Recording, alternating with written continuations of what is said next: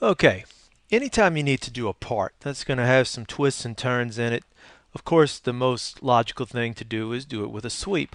But when you have angles going in different directions and things that are not falling in planes, then you're probably going to be better off using a 3D sketch rather than a 2D sketch. So we'll go over that procedure, and I hope this helps you out. All right, so instead of starting with a 2D sketch here, what we're going to start with is the 3D sketch. So I'm going to use that drop down menu right there and switch this over to 3D sketch. And what I'm going to do is select line here. And to make things more precise, I'm going to go to this drop down menu right here and I'm going to request precise input. And what that does is it's going to allow me to put in the exact values of my X, Y, and Z points on here, sort of our Cartesian coordinates. So I'm going to start off at 0, 0, 0. Makes it very easy to have a good reference point. And now you see I'm starting off right there on my gizmo. Now, we're going to go out on this axis. We're going to make our first line about 5.5 inches. But I want to go straight out on the x-axis. So I'm going to go ahead and type in 5.5 on there. Keep these at 0. And you can see that worked out okay. I'm going to OK that. I'm going to start another line in my 3D sketch. This time I'm going to go straight up on the Y. If you're wondering where am I getting these references from, I'm referencing this little axis down here. As you can see, the green one is Y, the red is X, and the blue is Z. We're going to be going straight up in a positive direction on the Y, so I'll go ahead and give X a 0 value. I'll give Y a value of 3.75 inches, and I'll give the Z a 0 value. So now we're going straight up at 90 degrees. And now what we want to do is draw out a line that's equal to this one and parallel. So once again, we'll travel on the x-axis, give that a value of 5.5, and then 0 and 0. All right, great. Now we're going to have a line that's going to be coming out this way at an angle. And to make that a lot easier to draw, what I'm going to do is I'm going to use a line that we can use as a reference line, or otherwise known as a construction line, so that we can establish an angle here. So we're going to identify this line as a construction line by using this little icon tool right there. And then we'll start our line feature as usual, snap to the endpoint. And this time we're going to be going in a negative Z direction, so we'll give a 0 value to X, a 0 value to Y, and about a negative 15 to the Z. The length is not really that important because we're only using it for reference. Just needs to be long enough. All right, now we're going to draw a regular line now, so let's go back to here and disable this construction line.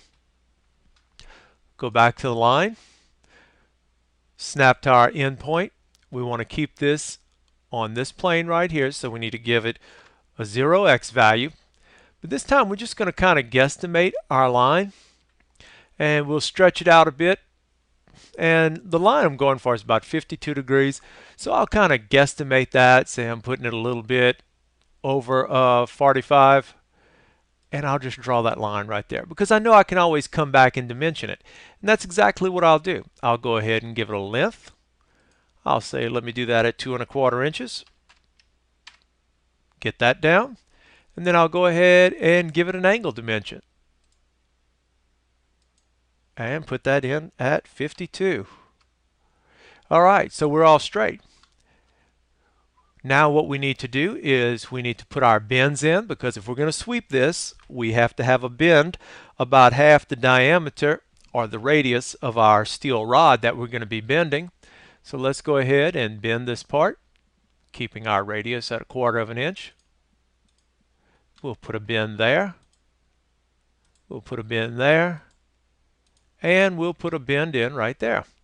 Now that all looks good. I'm going to OK that. Finish that sketch.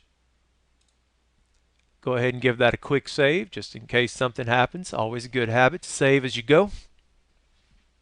And now we are ready to create our sweep, but we do not have a profile yet. So let's go ahead and get us a profile here. We're going to need a plane. So how do you get a plane to sketch on here? We're going to put a plane right here at the end of this line. Okay, so what we're going to do is we're going to drop down, and I'm going to do normal to axis through point.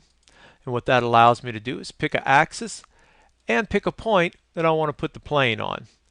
Real simple procedure here. Just right click on your plane, choose new sketch. Go ahead and pick your circle, snap that to the end point there. Give it the diameter of the steel rod that we're going to construct, and finish that sketch off. Let's get this visibility off of that plane. There we go. Now we're ready to create the sweep. All right, our profile has been created. All we have to do is pick the pattern that we want, or the path, and now we have the metal. And if you want to grind those points down to a point, let's go ahead and get us a chamfer. Half the distance of the diameter. Let's give it for the radius of that, and we'll say 1/4 of an inch. Pick that edge there. Pick that edge there. And now our pen